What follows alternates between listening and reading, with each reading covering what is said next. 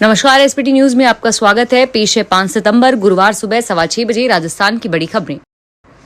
राजस्थान सरकार ने राज्य में पुलिस भर्ती में महिलाओं को 33% आरक्षण देने और सरकारी कार्मिकों की सेवानिवृत्ति पर अन्य पात्र सदस्य के नहीं होने पर स्थायी रूप से विशेष योग्य बच्चों, आश्रित माता पिता और विशेष योग्य भाई बहनों का नाम भी पेशेंट पेमेंट ऑर्डर में शामिल करने एवं 70 से 75 वर्ष के पेंशनर एवं पारिवारिक पेंशनर्स के लिए 5% अतिरिक्त भत्ता दिए जाने सहित कई महत्वपूर्ण निर्णय लिए हैं। मुख्यमंत्री भजन लाल शर्मा की अध्यक्षता में बुधवार को मुख्यमंत्री कार्यालय में आयोजित मंत्रिमंडल की बैठक में ये फैसले लिए। उप मुख्यमंत्री डॉक्टर प्रेमचंद बैरवा तथा विधि व न्याय मंत्री जोगाराम पटेल ने बैठक में निर्णयों के बारे में पत्रकारों से जानकारी देते हुए बताया कि बैठक में महिला सशक्तिकरण एवं वृद्ध जन कल्याण और प्रदेश के विकास से जुड़े महत्वपूर्ण फैसले लिए गए। प्रधानमंत्री नरेंद्र मोदी ब्रुनई के 2 दिन के बाद 2 दिन की यात्रा पर बुधवार को सिंगापुर पहुंचे हैं। यहां पर प्रधानमंत्री लॉरेंस वोंग ने उनका गर्मजोशी के साथ स्वागत किया।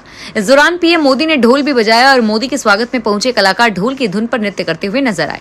लोगों ने पीएम मोदी को भगवा रंग का गमछा भेंट किया और सिंगापुर के जिस होटल में वे ठहरे हैं उसके बाहर भी भारतीय समुदाय के लोग उनके स्वागत के लिए मौजूद रहे। भाजपा नेता श्री कृष्ण पाटीदार को याद करके पूर्व सीएम वसुंधरा राजे भावुक हो गई। राजस्थान अभाव अभियोग समिति के पूर्व चेयरमैन रहे श्री कृष्ण पाटीदार का 24 अगस्त को 70 वर्ष की आयुष में निधन हो गया था। वसुंधरा राजे बुधवार को झालावाड़ के दुर्गपुरा गांव पहुंची थी। उन्होंने पाटीदार के परिजन को सांत्वना दी और इस दौरान वे बार-बार अपने हाथों से आंसू पोंछती रही। सिरोही आरटीओ ऑफिस में तैनात इंस्पेक्टर सुरेंद्र सिंह चौहान के 6 ठिकानों पर एसीबी की टीम ने छापेमारी की। इंस्पेक्टर जयपुर के अंबाबाड़ी में एक 5 मंजिला शॉपिंग सेंटर का मालिक निकला। एसीबी डीजी रवि प्रकाश ने बताया कि कुछ दिनों पहले शिकायत मिली थी कि सिरोही में तैनात आरटीओ इंस्पेक्टर सुरेंद्र सिंह चौहान ने भ्रष्टाचार करके बहुत ही प्रॉपर्टी एकत्र कर ली है। सत्यापन में शिकायत सही होने पर मंगलवार को इंस्पेक्टर के खिलाफ एसीबी ने आय से अधिक संपत्ति का मामला दर्ज किया। इसके बाद 6 टीमों को जयपुर और सिरोही के लिए रवाना किया गया। राहुल गांधी ने वायनाड लैंडस्लाइड के प्रभावितों के लिए अपनी 1 महीने की सैलरी 2.5 लाख रुपए डोनेट की है। उन्होंने केरल प्रदेश कांग्रेस समिति के फंड रेजिंग में यह दान दिया। केपीसीसी महासचिव एम लिंजू ने कहा कि पार्टी वायनाड के 100 घर बनाएगी और ये घर उन लोगों को दिए जाएंगे जिन्होंने इस हादसे में अपनों को खोया है। दिल्ली नगर निगम के 12 वार्ड समितियों के चुनाव हो रहे हैं और यह चुनाव 19 महीने की देरी के बाद हो रहे हैं। अभी तक 9 जोन के नतीजे आ चुके हैं, जिनमें से 5 पर आम आदमी पार्टी और 4 पर बीजेपी के उम्मीदवारों ने जीत हासिल की है। इसमें आप ने 2 जोन में निर्विरोध जीत दर्ज की है और वहीं बीजेपी ने केशवपुरम एमसीडी जोन में निर्विरोध जीत हासिल की है और नजफगढ़ और शाहदरा साउथ जोन में बहुमत हासिल किया। भाजपा नेता राजेंद्र राठौड़ बुधवार को सीकर आए। उन्होंने सीकर में सांवली चौराहे के पास स्थित भाजपा कार्यालय में सदस्यता अभियान की शुरुआत की। उन्होंने उपचुनाव में खुद के चुनाव लड़ने के सवाल पर कहा कि मैं पराजित हो चुका हूं, इसलिए मुझे आगे कोई चुनाव नहीं लड़ना चाहिए। राठौड़ ने कहा कि एक निश्चित अंतराल के बाद पार्टी अपना सदस्यता अभियान चलाती है और पिछली बार जब पार्टी सदस्यता अभियान चला था तो 18 करोड़ लोग पंचनिष्ठा के आधार पर पार्टी के सदस्य बने थे। इस बार 2 सितंबर से लेकर 21 सितंबर तक जो सदस्यता अभियान संकल्प पर्व के रूप में पार्टी के कार्यकर्ता मना रहे हैं, इसके तहत देश भर में 10 करोड़ सदस्य बनाने का, राजस्थान में 1 करोड़ 30 लाख सदस्य बनाने का लक्ष्य है। अजमेर रेंज की कमान अगले 6 महीने के लिए आईजी की जगह डीआईजी को सौंपने का फैसला लिया गया है। अगले 6 महीने अब डीआईजी ही अजमेर रेंज के मुखिया होंगे। इसके लिए आईजी का पद अस्थायी रूप से खत्म कर दिया है। आदेश के मुताबिक डीआईजी रेंज अजमेर में एक्स कैडर अस्थायी पद के सृजन के लिए राज्यपाल ने मंजूरी दी है। ओम प्रकाश अजमेर रेंज के डीआईजी हैं और ओम प्रकाश पहली वाली पाली में भी डीआईजी थे। दिल्ली पुलिस ने पूजा खेड़कर मामले में दिल्ली हाईकोर्ट में एक नई स्टेटस रिपोर्ट दाखिल कर जानकारी ली है। सस्पेंड की गई ट्रेनी आईपीएस पूजा खेड़कर ने 2 डिसएबिलिटी सर्टिफिकेट जमा कराए थे। इनमें से एक सर्टिफिकेट फर्जी होने का शक है। यूपीएससी की तरफ से जमा कराए गए डॉक्यूमेंट की जांच की गई है और इसमें सामने आया है कि पूजा खेड़कर ने सिविल सर्विसेज एग्जामिनेशन के दौरान 2 डिसेबिलिटी सर्टिफिकेट जमा कराए थे, जो उनके मुताबिक महाराष्ट्र के अहमदनगर की मेडिकल अथॉरिटी की तरफ से जारी थे।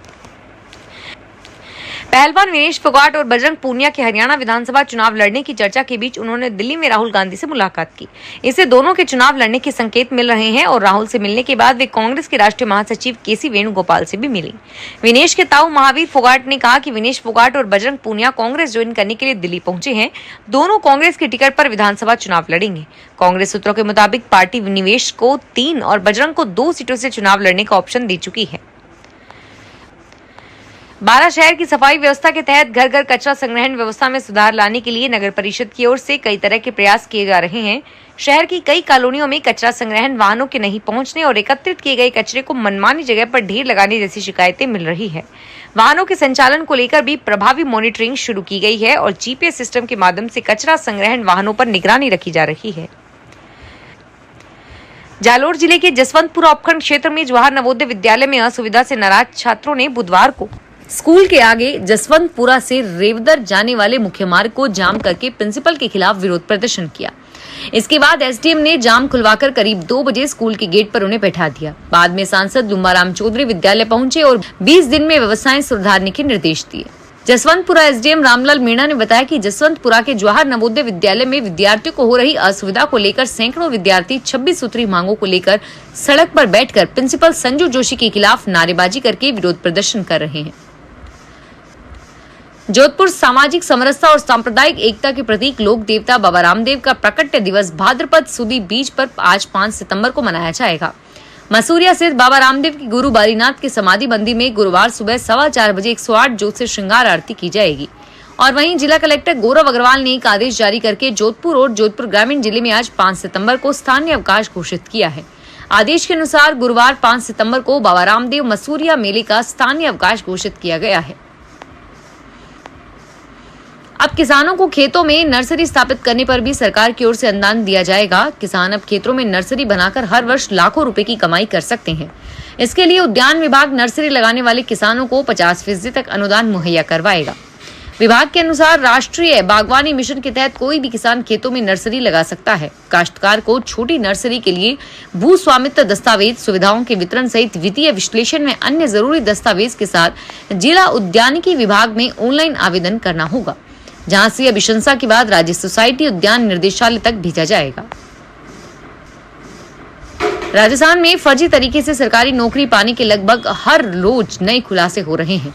ऐसा ही एक मामला बांसवाड़ा जिले का भी सामने आया है, जिसमें 2022 की रीट भर्ती परीक्षा में डमी कैंडिडेट्स के जरिए भर्ती एक शिक्षिका से पूछताछ के बाद बांसवाड़ा जिले की कुशलगढ़ पुलिस ने सिरोही के पिंडवाड़ा तहसील कार्यालय में कार्यरत पटवारी चंद्रशेखर बारिया को गिरफ्तार किया। बांसवाड़ा जिला निवासी है कुशलगढ़ पुलिस सोमवार को स्थानीय पुलिस की मदद से सिरोही के पिंडवाड़ा से पटवारी को पकड़कर बांसवाड़ा ली गई। हालांकि उससे पूछताछ के बाद भी असलियत सामने आएगी और इधर 3 शिक्षक और भी शक के दायरे में बताए जा रहे हैं। फिलहाल इस बुलेटिन में इतना ही और फिर हाजिर होंगे तमाम बड़ी खबरों के साथ। धन्यवाद।